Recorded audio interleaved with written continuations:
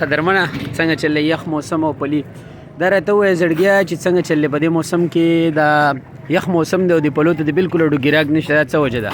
بس دا خو نن په کراچۍ کې دی د یخنۍ لکه زیاته شوې ده په دې وجه ګراګ چې دی نو خلک اکثر د کوره نه راوځي نو نن په کراچۍ کې موسم ډېر زیات یخ دی. نو دا پلی خو داسې شی دی چې کله یخ موسم نو بیا پکې د چې دی نو ګڼه ګڼتیا او خلک پلو ته ولاړي نو دا مهنګای وجه ده که تاسو ګران خرڅوي که دا څه قصه ده؟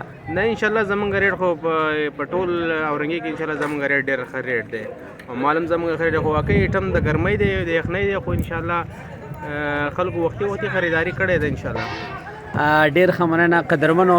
دا افریدي کالوني اورنګي ټاون او فرید کالوني زیټو پرانه سټاپ چې کمزور سټاپ ته په دغه ځای کې دا زموږ یو روډ دی پلی خرڅی په ماسخوتن کې لګي ډېر مزناک او صفا پلی دی. د ویډیو جوړولو مقصد دا دی چې په دې ښار کراچۍ کې ډېرې دوړې شوړې که نه نو دا ډېر مزناک دانه په دانه پلی دی.